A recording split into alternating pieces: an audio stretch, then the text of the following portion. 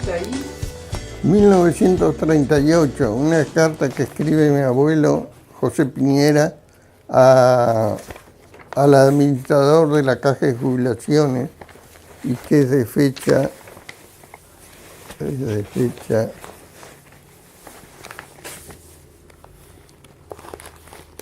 de junio 1 de 1938, señor administrador del Instituto de Jubilaciones de la Industria, Comercio y Servicios Públicos, don Andrés Saavedra. Bueno, José Piñera era tu abuelo, es el fundador de Pueblo Piñera. Le remite esa carta a un organismo del Estado, ¿no? Sí. Recordándole que había hecho la solicitud de jubilación a la que nunca accedió. Sí, calculo que fue muy difícil porque él murió en octubre del 39 y esta carta está en el 38 reclamándole que de hace 3 años está pidiendo la jubilación y no la consigue, parece. Bueno, antes que me leas algún tramo de ahí, recordame a qué se dedicaba tu abuelo, lo que vos te acuerdes. Hay en parte de bibliografía hay sobre él, pero me gustaría que el nieto cuente a qué se dedicaba el abuelo y cómo fue su historia. Mi abuelo se dedicaba en Montevideo a transacciones inmobiliarias. Tuvo el periodo de los años locos en que le fue muy bien.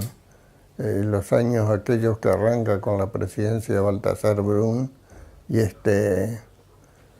y Maggi dice que termina cuando Baltasar Brum se pega un balazo el 31 de marzo del 33. Bueno, está interesante ese tramo. Contame un poco antes, tu abuelo es un inmigrante, ¿verdad? Mi abuelo es un inmigrante español que llega en 1880 con 13 años y llegan 4 hermanos Piñera, Manuel, José, Ramón y Filomena. Manuel que se queda por Florida porque la idea es tener inmigrantes españoles porque al norte se nos estaba brasilerando. Desde el Río Negro para arriba, yo conocí gente que hablaba todavía mucho brasilero en los años 40, 50, por allá, ¿no? Y estaba Canguichón, ¿no? Ramón tuvo una cabaña en Meruinos que fue muy prestigiosa y sacó un premio en el Prado de Montevideo. Ramón era el hermano. Ramón era el hermano. O sea que vinieron para esta zona, ¿cuántos habían acá al norte? Al norte hay 3. Ramón, Filomena, y a Filomena también le toca campo. Filomena le toca campo allá en la zona de muy cerca de Tacuarembó, de Tambores, por ahí. Y es la abuela de Gutiérrez Ruiz, el que matan en Buenos Aires. ¿Cómo? Filomena es la abuela de Gutiérrez Ruiz. La madre de Gutiérrez Ruiz es Francisca Ruiz Piñera. Y la abuela de Gutiérrez Ruiz es Filomena Piñera. Mira, ese dato nunca lo habías dado. Sí, no. Nosotros siempre decimos que sos como una biblioteca en la que hay que ir hurgando para encontrar cada tanto en el tiempo datos impresionantes, como ese último que me terminé de decirlo, nunca me lo habías dicho, y menos grabando. Ahora, contame un poco más de tu abuelo. Entiendo que era una política de Estado que beneficiaba a los inmigrantes. A los inmigrantes españoles, porque había que poblar. A mí me decía Artía también que a ellos les pasa lo mismo, que fueron traídos para poblar acá al norte del Río Negro, ya que Domingo Roñana, aquel de la revista rural, de la Asociación Rural, decía, vengan al Uruguay, que con poca plata se hacen de muy buenos campos, con un clima excelente. Y bueno, y ahí empezaron a caer. Eran unos asturianos, no sé si asturianos o castellanos, que tenían necesidad de trabajar y se vinieron acá y y bueno, y obtuvieron su beneficio, ¿no?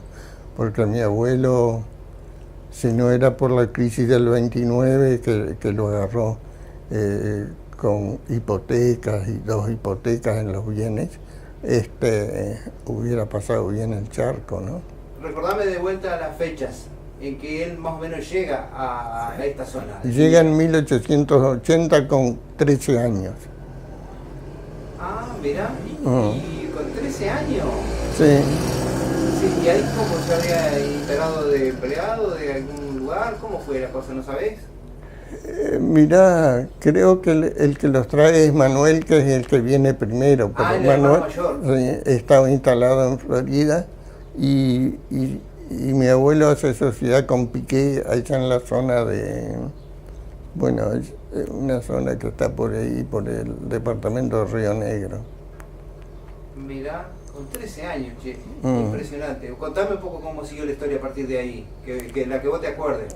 Ahí las que yo sé es que obtuvo el campo que le correspondía por inmigrante. Se encontró con el problema de que la zona que le tocaba no tenía ferrocarril. Se casó con una muchacha de la zona, Manuela Cebes era mi abuela, y bueno, se instaló allí y había que hacer el tren, detener el tren porque era una zona que había mucha agua. Él encontraba, había un vertiente que venían vecinos a buscar agua porque era un agua limpita, la vertiente del Curé. Él trata de embotellar esa agua y venderla en Montevideo, Buenos Aires. ¿Es ver la iniciativa del agua Curé? Sí, y vende, obtiene premios en los grandes campeonatos europeos de Londres y de Madrid, una medalla especial. Es impresionante ese emprendimiento de todo lo que hay para contar de José Piñera, ¿no? Ese emprendimiento del agua Curé. Agregame algunos datos más que, a pesar de que es una historia que se ha contado alguna cosa, que se ha escrito algo, todavía sigue siendo desconocida.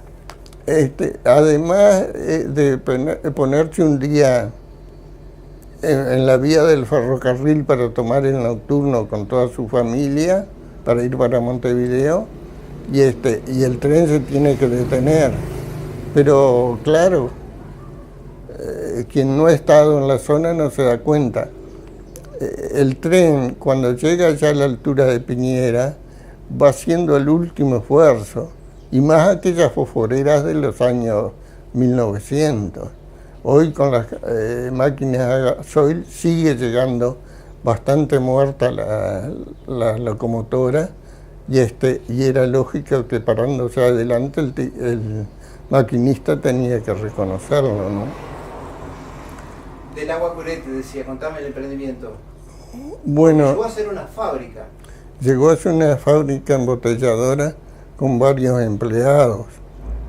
Me contaban allí de la zona que había un galpón muy grande, y estaba también el comercio, que los dos, Ramón y José, hicieron un comercio muy grande que aún está en Merino. Son muchos metros de edificación que están en Merino. En Piñera lo deshicieron y se remataron los... ¿El comercio estaba en Piñera? Sí, el comercio, era un comercio mayorista, se ve, porque ellos vendían para toda la zona del Queguay. ¿Qué llevó a esto? Que fuera necesario un puente sobre el Queguay en la zona del Molles, y se consiguió por intermedio de el ministro Zeitune en el gobierno de Williman, que se hiciera un puente que desviara desde la frontera del Brasil todos los embarques de ganado hacia la zona de Piñera. Sí, qué interesante. Alexis Romero, que es otra persona que vos conocés, nos cuenta una historia bastante similar a la que vos nos estás contando, también oriundo de Piñera, que era con ese propósito del trasiego de ganado del norte hacia la vía del tren, ¿no? Agregame algunos datos más de la embotelladora, porque suena quijotesco, ¿no? Visto desde ahora, que se haya conformado una fábrica. Hay una foto del galpón y que se haya podido embotellar un agua que salía natural, ¿no? Salía natural y bueno, y estaba allí en la ubicación del Cerro Curé, que hay todavía un vertiente. No sé si ahora con la forestación se estará dando, un vertiente importante había allí. ¿Cómo crees que era? Por la calidad, obviamente, del agua pura que salía. Bueno, ¿no? dicen... ¿Se le adjudicaban virtudes curativas? ¿Ya vendría de antes eso? ¿Cómo lo ves vos? Bueno, la idea que hace mi abuelo del asunto es que los charrúas venían a tomar agua medicinal allí, venía el cacique Canamazán a tomar agua en esa zona y venía gente de muchos lados a llevar damajuanas de agua, y entonces un español emprendedor como era él, se le ocurrió embotellarla, ¿no? Propiedades curativas. Propiedades curativas, pero que venían de cientos de años, no era del día ese que llegó él ahí, ¿no? Sí, estamos trayendo toda esa información a la actualidad, capaz puede ser lo más interesante para nuestros espectadores de hoy, porque qué zona impresionante, toda la zona de Piñera, con los descubrimientos que se agregan ahora, que recién nos estamos enterando ahora, ¿no? Porque vos hace un rato me decías, está la presencia ahí de los menires, bueno, lo que fue la gestión de tu abuelo, con todo lo que tenía que ver con lo empresarial. Sí, llama la atención que en la zona, a pocos kilómetros de la zona, se encuentra el petroglifo.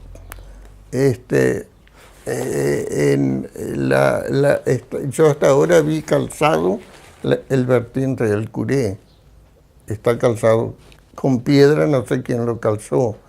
Y los postes de piedra en una media circunferencia, podría ser, que se encuentran allí sobre la Cuchilla de Aedo, en el cementerio que está allí sobre el cerro, y sobre el camino de arriba de Merino a Piñera. Llama la atención todo eso que se dé en tan pocos kilómetros, ¿no? Y la presencia de otro visionario, ahí también Piria me mencionaba. Sí, raro, claro. ¿no? Me llama la atención que Piria era amigo de mi abuelo y buscaba, Piria lo decía, las zonas energéticas del Estamos hablando de Francisco Piria, ¿verdad? De Francisco Piria, el fundador de 75 barrios en Montevideo y una ciudad como Piriápolis, ¿no? del cual todavía una calle de Piñera lleva su nombre. Sí. Otro descubrimiento que es relativamente reciente, vos tenés el documento. Sí, sí. ¿Cómo se produce ese encuentro entre tu abuelo y Piria? ¿Cómo sería? ¿Cómo te lo imaginás? Porque ni siquiera tenemos documentos que vayan probando. Creo que Piria era catalán. Los dos venían... José María Firpo me decía que tiene mucho que ver con logias especiales. Yo no sé, nunca supe que mi abuelo perteneciera a una logia. Pero yo lo único que me acuerdo de mi abuelo es cuando me alzó en los hombros y me llevó a ver la bahía. Me pareció aquello tan asombroso, yo que venía de tierra adentro, que date cuenta que yo tenía 4 años, tengo poca probabilidad de acordarme de algo, ¿no? Pero tenés algunos documentos, como ese que estabas leyendo y otros más, y alguna fotografía más reciente. Seguiste agregando nombres a una historia impresionante de esa localidad, Piñera, que no se llamaba así antes. Sí, Villa Elisa. Parece que Villa Elisa era una santa patrona en España, no sé de qué poblado, ¿no? Porque Elisa se llamaba una hija de don José, una tía mía. Elisa se llamaba mi hermana mayor. y Elizabeth otra. Es decir, había un unirse a ese nombre que no sabemos explicar en este momento. Ajá, pero había sin duda una presencia de creencias religiosas ahí en ese origen. Ah, sí, creo que sí. Y me nombrabas también a un maestro de ahí como de pasada, del cual también podemos hablar, que también es más conocido, ¿no?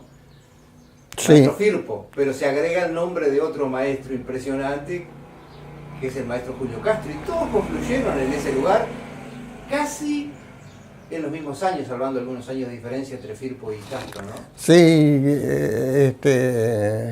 Pepito Firpo vino a casa cuando yo vivía en Piñera en los años 70, 71, y Julio Castro vino en el año 71 cuando fundamos el Lucas Piri del Frente Amplio en Piñera, ¿no? Te decía que sos una biblioteca en la que hay que ir buscando para encontrar datos impresionantes. Estoy sacando la cuenta que me estás diciendo que Firpo y Castro están más cercanos en el tiempo de lo que yo creía. ¿Dijiste 70 y 71 o 76? Sí, yo no sé si no vienen los... para mí Pepe viene en el 71 también, ahora que me estoy acordando, porque él viene con la idea de convencer políticamente a aquellos compañeros de escuela que había dejado hacía 60 años atrás, 45, 50 años atrás, ¿no? Era un sueño Perdona que me perdí. ¿Cuál de los dos maestros me estás hablando ahí? Te estoy hablando de José María Firpo. De Firpo. De Firpo, pero quiere decir que yo ahora los ubico a los dos en el 71, porque Julio había venido recién de su periplo de México y el Ecuador, donde había enseñado a comunidades indígenas las primeras letras, no sé qué era lo que enseñaba. Era director de la UNESCO para América Latina. Había sido capaz 10 años, porque yo lo conocí maestro, inspector de escuela y maestro, por allá cuando yo era niño, en los años 40, y se jubila y entra en la UNESCO, ¿no? En las Naciones Unidas para la Educación, ¿no? Sí. Era un personaje importante, Julio. Claro, y para quedarnos en la misma época, también eran frecuentes las visitas a Piñera, pero por otras razones quizá, del fundador de Marcha, Carlos Quijano, y en tiempos similares. Bueno, don Carlos venía a la estancia del yerno, ¿no? de Ulises Beizo. Ahí pertenece más o menos en el año 70 también. ¿Cómo es que se producen? Dimos un salto adelante, ¿no? Después sí, de haber empezado con tu abuelo, dimos un salto adelante, pero como todos esos elementos llaman poderosamente la atención de confluencia de personas, podríamos decir ilustres, ¿no? Sí. Incluyendo la de tu abuelo, a esa misma zona, con una historia riquísima y poco conocida, una confluencia de personas e ideas capaz, ¿no? Entre lo empresarial, lo comercial, todo lo que era el desarrollo ganadero, explosivo, ganadero y ovino del Uruguay en esos años, ¿no? Porque había también, digamos, intereses comerciales de todas estas personas que nombramos, o sea, eran gente que tenían campo, que tenían animales. Bueno, Julio vino de su tránsito por la UNESCO y calculó que le pagaban en dólares, le pagaban muy bien, y entonces invirtió en ganado allí en la casa, en la estancia de Ulises. Háblame de un poco de Ulises Beizo. Ulises murió muy joven, yo creo. Era un hombre que no podía, tenía un poder económico importante, ya que había tenido inversiones en las farmacias Virtus Beizo, allá en Montevideo, que estaban en 18 de julio, y tenía inversiones ahora, en esos años últimos, invirtió también en pesca, creo, de alta mar.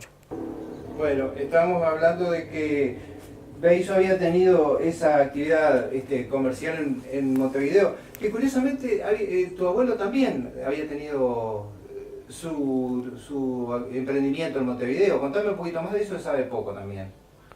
Bueno, tengo acá una boleta de lo que se llama la Casa Alemana, importaciones, de Piñera y compañía.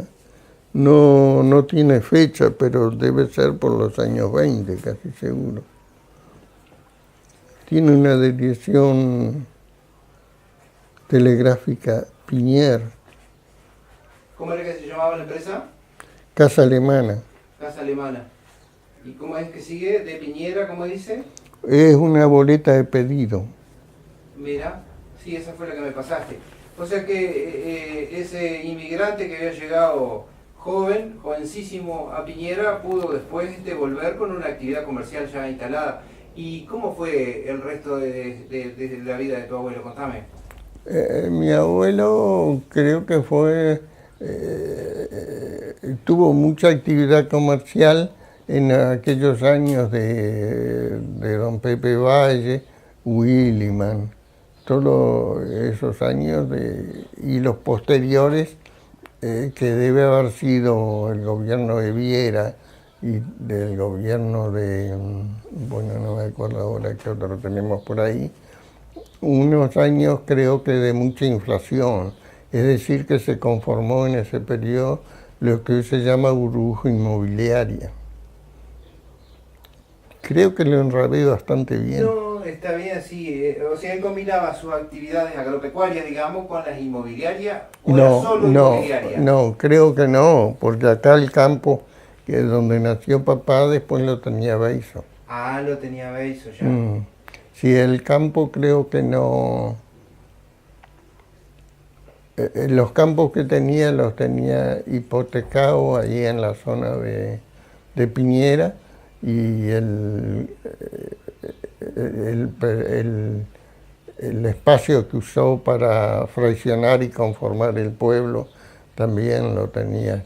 Sin embargo, tu padre después volvió con las actividades agropecuarias. O sea, uno de los hijos de José Piñera, tu papá, que se llamaba Roberto, volvió con las actividades agropecuarias. Bueno, no tanto. Él tenía un par, hoy sería para mí un capital de, cuando mucho, un centenar de vacas y terneros, entre vacas y terneros. Era un capital, un pequeño capital para un empleado público con 10 hijos, ¿no? Ajá, contame un poquito más de la vida de tu papá, Roberto Piñera. ¿Cómo era el otro nombre? No sé si tenía otro nombre, él siempre puso Roberto Piñera.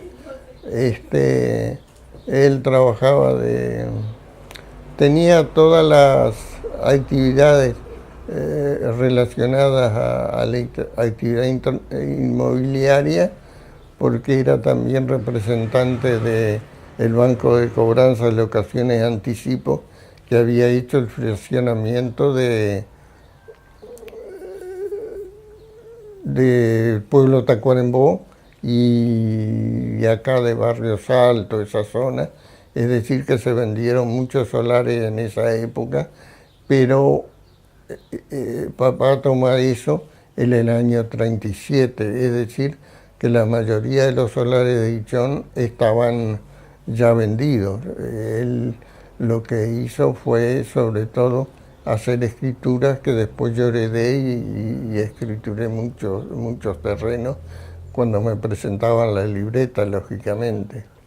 La actividad agropecuaria de papá fue comprar un pedazo de campo a la madre, doña Manuela Cebes, 140 hectáreas, que después se lo vendió a la Liga de Trabajo, que hasta el día de hoy los mantiene, ¿no?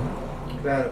¿Y la calidad de funcionario público, ¿por qué se la adjudicás a tu papá? ¿Qué era él concretamente? ¿Era esta que Él era secretario de la Liga de Trabajo por mucho tiempo y secretario de la Junta Local acá desde el año 26 hasta la muerte. Ah, mira. ¿Qué otra visión tenés de tu padre ahí, sí, mirando ya más cercano en el tiempo? ¿Te llegaste a acompañar a, no sé, hasta qué edad tenías vos cuando él falleció? Yo tenía unos 20 años, 19 por ahí. ¿Cómo lo visualizas a tu padre? ¿Qué perfil tenés, digamos? ¿Qué imagen te quedó? Un hombre de mucha actividad y se levantaba a las 4 de la mañana a hacer notas, porque como tenía que trabajar para la liga y trabajar para sus cosas particulares y trabajar para la Junta Local. La Junta Local fue creada en el año 26 cuando lo nombraron a él. O sea que fue el primer secretario. El primer secretario, sí. Bien, interesante. Y hoy día, si volvemos a actualizarnos hoy, ¿cómo ves toda esa trayectoria de tu abuelo y de tu papá y después la tuya, de la que también hemos hablado en otras entrevistas, y la influencia de este apellido, Piñera, en toda esta zona? Es una pregunta muy ambigua. Es brava tu pregunta, pero mis hijos no les gusta que le digan Piñerita. Y yo le decía, mirá que tienen 3 generaciones que nos dicen Piñerita. El abuelo, porque parece que era un hombre petizo. A papá, porque era un hombre petizo o porque era querido. Y bueno, y se hereda ese Piñerita para... Y hay una tendencia en las 3 generaciones, si es que me estoy expresando bien, hacia ideas progresistas, podría decir de izquierda o no. Pero abuelo, padre e hijo. Otra pregunta facilonga. Me complicaste la vida. No somos muy revolucionarios, pero no somos muy fascistas tampoco.